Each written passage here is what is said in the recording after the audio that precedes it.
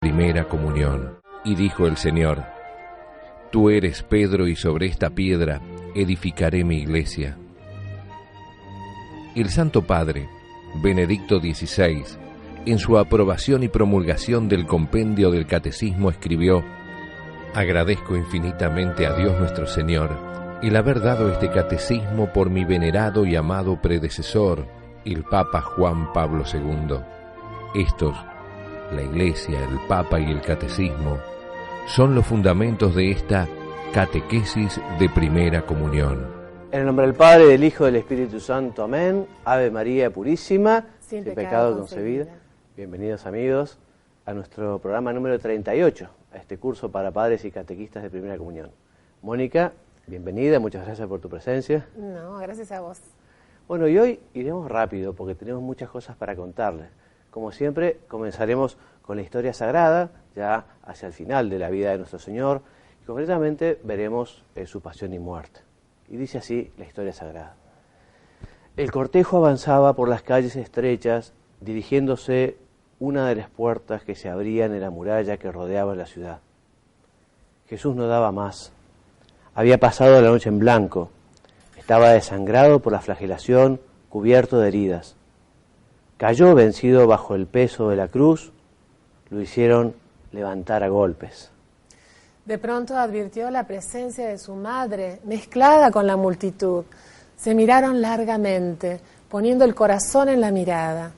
Un silencio súbito se extendió sobre la escena hasta que un soldado empujó al Señor para que siguiera avanzando.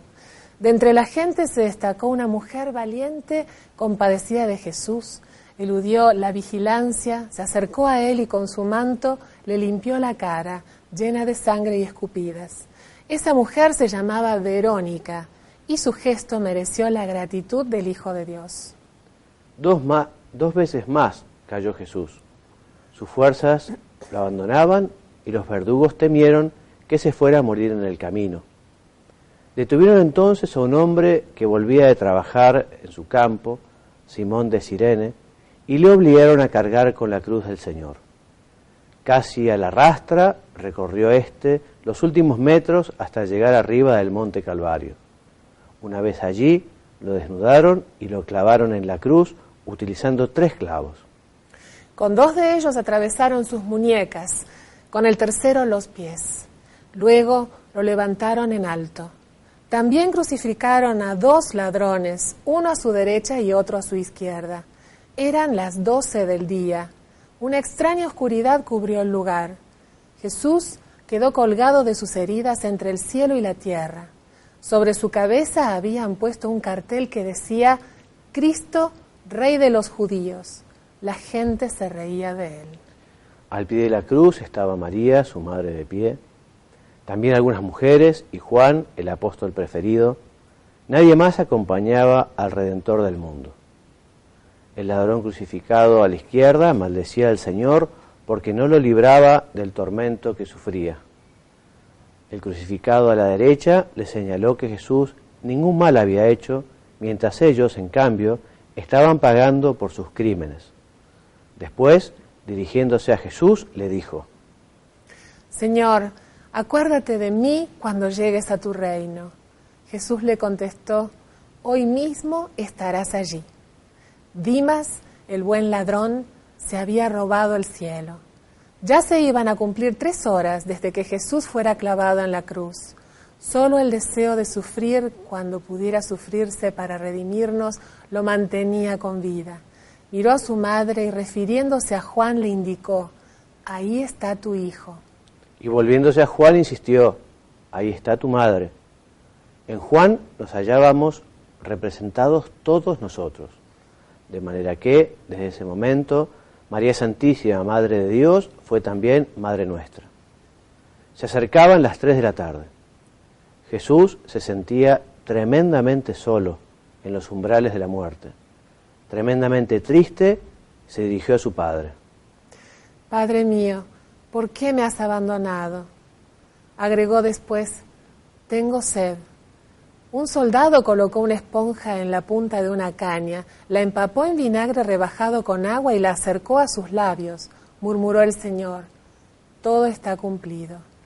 En efecto, las viejas profecías referidas al Salvador habían tenido cumplimiento punto por punto. Dios mantuvo la palabra empeñada en el paraíso terrenal. La redención estaba a punto de consumarse. Jesús gritó: Padre, en tus manos encomiendo mi espíritu. Y dejando caer la cabeza sobre el pecho, murió. De inmediato, un terremoto sacudió la tierra. Muchos muertos se levantaron de sus tumbas.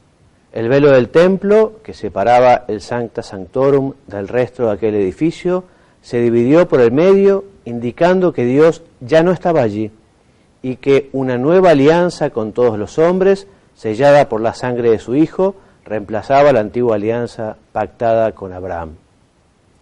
José de Arimatea, un hombre distinguido, se dirigió a Pilato pidiéndole permiso para retirar el cuerpo de Jesús y sepultarlo.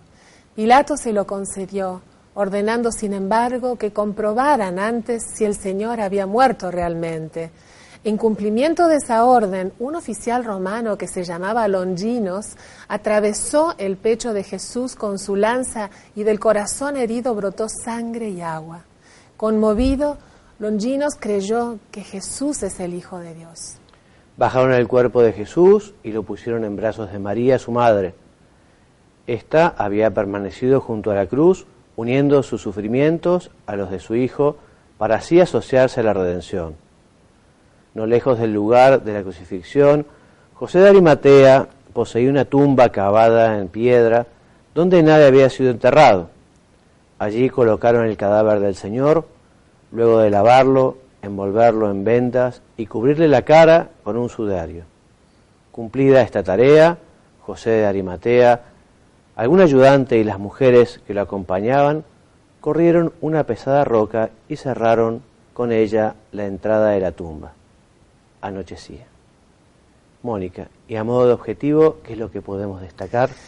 Tenemos que destacar primero que nosotros, como Verónica, debemos reparar las ofrendas que sufre Jesús con actos de desagravio.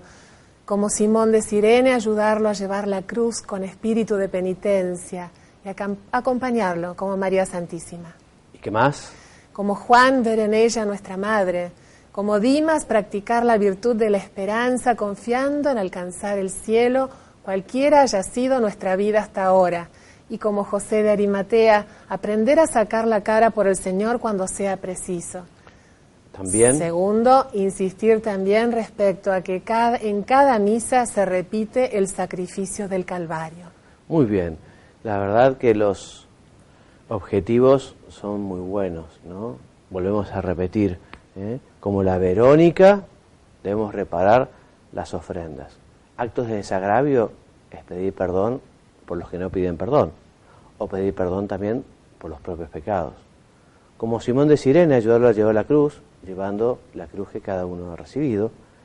Como María, nuestra Madre del Cielo, como Juan, en fin, vamos a pedirle a nuestra Madre que también cada uno de nosotros sepamos llevar la cruz que el Señor nos ha dado a cada uno. Bueno, y las verdades del compendio que comentaremos hoy en esta lección y en la siguiente son sobre la Iglesia fundada por Jesucristo. Son los números 147 a 176 los que veremos hoy, que enuncia como título Creo en la Santa Iglesia Católica y como primer subtítulo La Iglesia en el designio de Dios. Mónica, a modo de definición, ¿qué es lo que nos dice el compendio sobre qué es la Iglesia? La Iglesia es el pueblo de Dios que convoca a todos aquellos que por la fe y el bautismo han sido hechos hijos de Dios, miembros de Cristo y templo del Espíritu Santo. Entonces nos incorporamos a la Iglesia de Jesucristo por la fe y recibiendo el bautismo. El bautismo, el primero de los sacramentos. En la Sagrada Escritura se utilizan muchas imágenes de la Iglesia, tanto en el Antiguo Testamento como en el Nuevo Testamento. En el Antiguo Testamento se prefieren imágenes ligadas al pueblo de Dios, ¿no? En cambio, Mónica, las imágenes del Nuevo Testamento Son aquellas vinculadas a Cristo como cabeza de este pueblo, que es su cuerpo, y las imágenes sacadas de la vida pastoril, como redil, grey, ovejas, agrícola, campo, olivo, viña, de la vida de la construcción, como morada, piedra, templo, y de la familia, esposa, madre, familia. Al hablar de imágenes nos estamos refiriendo a justamente algo que se asemeja a la iglesia, se compara a la iglesia con un redil en el cual las ovejas somos nosotros, se compara a la iglesia con una construcción donde la piedra fundamental es Cristo, y nosotros somos piedras vivas, etcétera, etcétera, ¿no? Nos dice el compendio claramente que la iglesia tiene su origen y realización en el designio divino de Dios. Fue preparado en el Antiguo Testamento con la alianza de Dios con el pueblo de Israel. Fue fundada por el mismo Jesucristo. Y fue realizada sobre todo mediante su muerte redentora y su resurrección.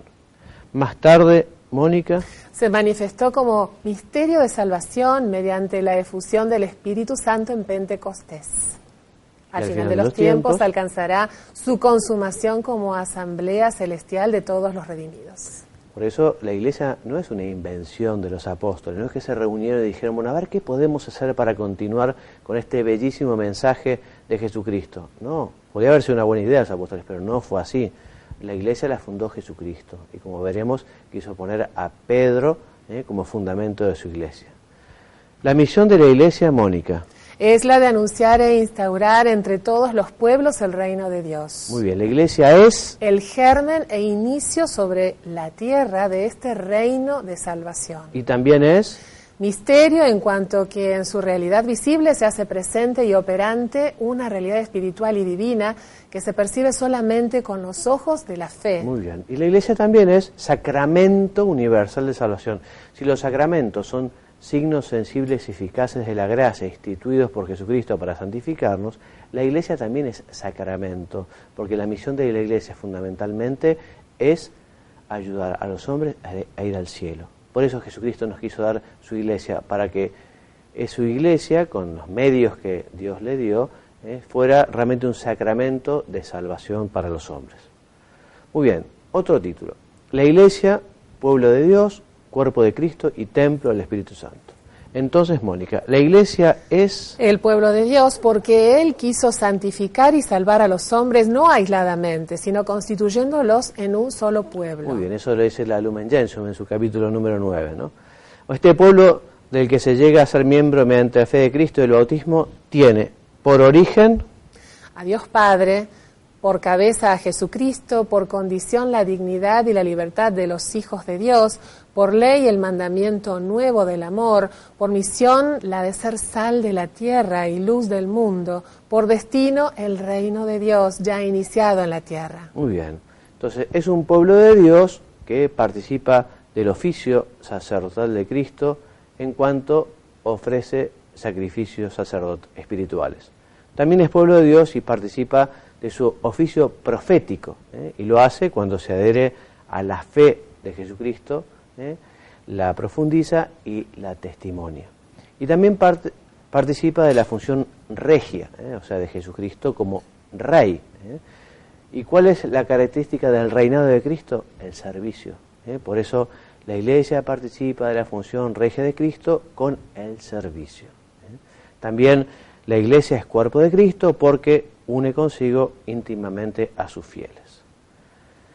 Sabemos que la iglesia es un pueblo y un pueblo que está unido, formamos una comunión, y esa comunión, sobre todo, esa común unión es en la Eucaristía. Unidos en la Eucaristía formamos un solo cuerpo que tiene a Cristo como cabeza. Sabemos que la iglesia vive de Él, en Él y por Él. También decimos que la iglesia vive de la Eucaristía, en la Eucaristía y por la Eucaristía. La Eucaristía es lo más sagrado que tiene la iglesia, es la iglesia de la Eucaristía, la nuestra, ¿no? Muy bien. Mónica, ¿y la cabeza y los miembros? Como si fueran una sola persona mística, nos dice Santo Tomás de Aquino. Llamamos a la iglesia esposa de Cristo porque el mismo Señor se definió a sí mismo como el esposo. Exactamente, muy bien. Entonces Cristo se entregó por ella para purificarla con su sangre, para santificarla y hacerla madre fecunda de todos los hijos de Dios. La Iglesia también es llamada Templo del Espíritu Santo, porque el Espíritu vive en ella. Muy bien, y el Espíritu Santo entonces edifica la Iglesia en la caridad. Con la palabra de Dios, los sacramentos, las virtudes y los carismas. ¿Y qué son los carismas? Los carismas son dones especiales del Espíritu Santo concedidos a cada uno para el bien de los hombres, para las necesidades del mundo y en particular para la edificación de la Iglesia, a cuyo magisterio compete el discernimiento sobre ellos. O sea, son unas particulares gracias que Dios da a los hombres para cumplir su misión.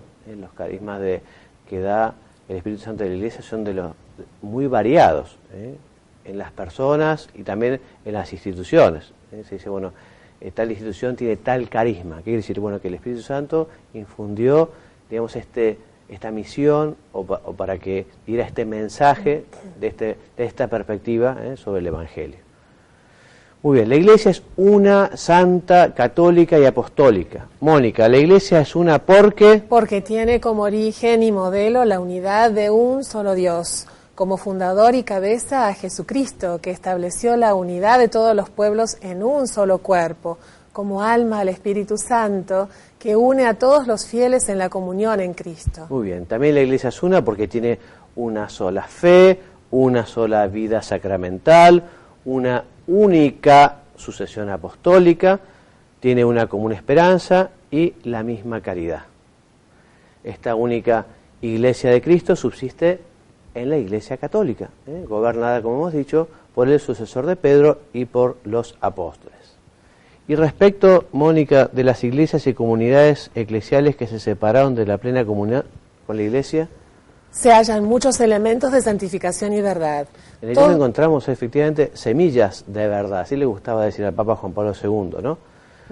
Pero, como vos decías, todos estos bienes proceden de Cristo e impulsan hacia la unidad católica. Exactamente, muy bien. Entonces los miembros de estas iglesias, incorporados a Cristo por el bautismo, son nuestros hermanos separados. Y la Iglesia busca restablecer esta unión que es un don de Cristo, esta unión que es un llamamiento del Espíritu y que concierne a toda la Iglesia y se actúa mediante, Mónica, la conversión del corazón, la oración, el recíproco conocimiento fraterno y el diálogo teológico. Estos son como los caminos que nos dice el compendio que tenemos que realizar para conseguir esta unión. Qué lindo que es el camino, ¿no? La conversión del corazón de todos, la oración, cuánto estamos rezando por esta unión con nuestros hermanos separados, por el recíproco conocimiento fraterno y el diálogo teológico.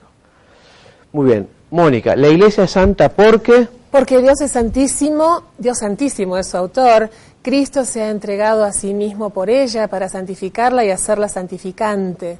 El Espíritu Santo la vivifica con la caridad. También es santa la Iglesia porque en ella se encuentra la plenitud de los medios de formación, de medios de santificación.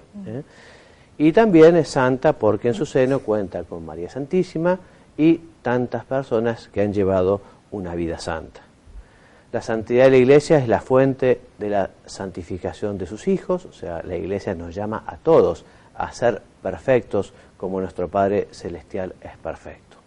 Muy bien, Mónica, la Iglesia es católica, es decir, universal. ¿Y qué más? La Iglesia anuncia la totalidad y la integridad de la fe, lleva en sí y administra la plenitud de los medios de salvación, es enviada en misión a todos los pueblos. Muy bien, es católica, toda la Iglesia particular, especialmente la diócesis y la eparquía, que está formada por la comunidad de los cristianos que están en comunión en la fe, en los sacramentos, con su obispo ordenado en la sucesión apostólica y con la Iglesia de Roma.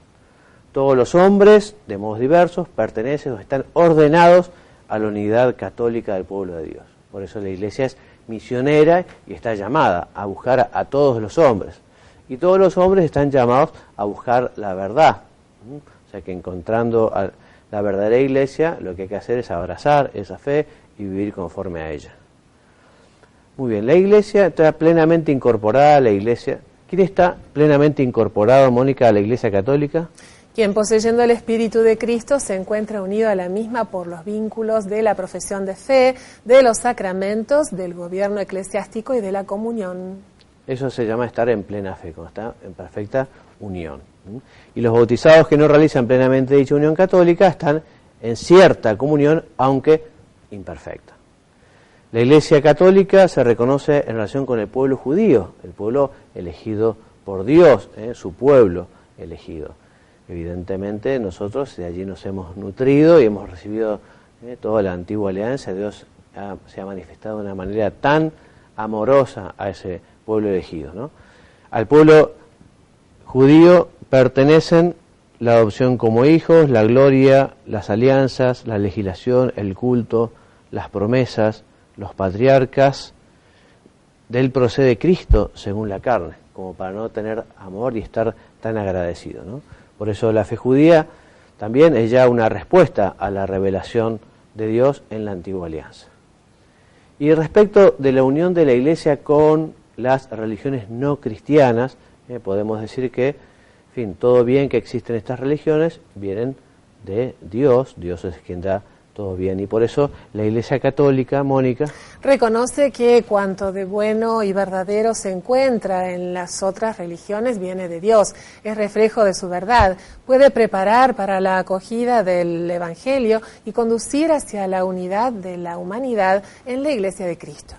Esa afirmación tan antigua y tradicional, que fuera de la Iglesia no hay salvación, ¿qué significa? Significa que toda salvación viene de Cristo, cabeza por medio de la Iglesia, que es su cuerpo. Exactamente. Por lo tanto, no pueden salvarse quienes, reconociendo la Iglesia como fundada por Cristo y necesaria para la salvación, no entran y no perseveran en ella.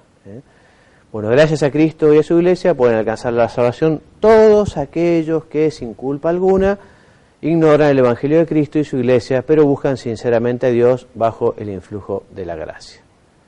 Muy bien, la Iglesia debe anunciar el Evangelio en todo lugar porque Cristo lo ha ordenado. ¿Y qué dice Mateo en su capítulo 28? Dice, id pues y haced discípulos a todas las gentes, bautizándolas en el nombre del Padre, del Hijo y del Espíritu Santo. Este llamado al apostolado se lo dejó Jesucristo a los apóstoles, pero allí estábamos todos presentes, todos somos los que estamos llamados a llevar la verdad de Jesucristo.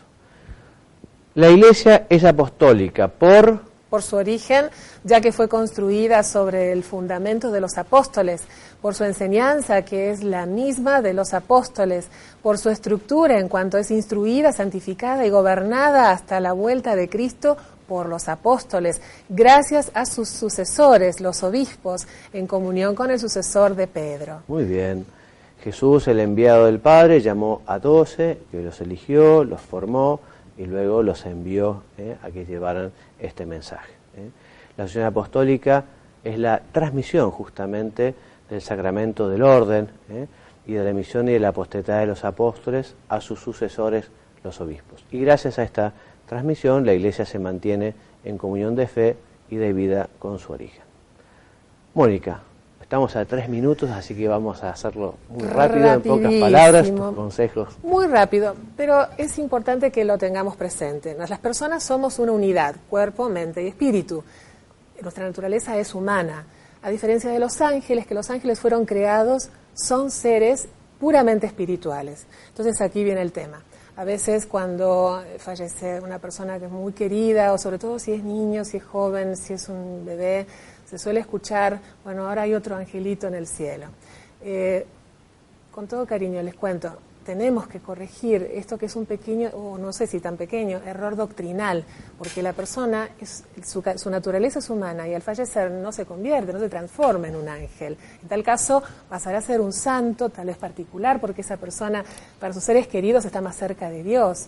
Tampoco indica que sea un santo de los del santoral, pero quiero que se entienda, cometemos un pequeño error que nosotros como catequistas tenemos la obligación y la responsabilidad de corregir, ¿sí?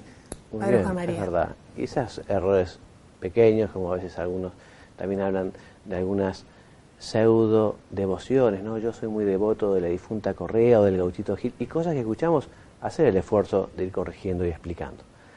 Bueno, y en pocas palabras vamos a ver qué nos lo que nos dice la instrucción del misal romano. Hoy hablaremos de las vestiduras sagradas, típica cosa que a los chicos les interesa muchísimo y que el catequista vale la pena que se detenga, ¿no? Para explicar, bueno, por qué los colores, cuál es el significado, cuál es la fecha. Entonces, primero nos cuenta cómo, en fin, según, digamos, la diversidad de ministerios, también hay unas vestiduras especiales, ¿no? Entonces, por ejemplo, el alba es característica que se utiliza siempre el sacerdote sobre la capilla, sobre la casulla, perdón, antes de celebrar la misa, que también nos dice el compendio que si no cubre de todo el cuello puede utilizarse con un amito, ¿no? O sea que es la vestidura propia del sacerdote y no se puede reemplazar con el hábito talar o con alguna otra prenda litúrgica. Después la dalmática es para los diáconos, también los acólitos pueden usar el alba, y después viene algunos consejos a la hora de la confección, como tiene que ser realmente hechos con calidad, tiene que tener dibujos acordes, digamos, a la liturgia.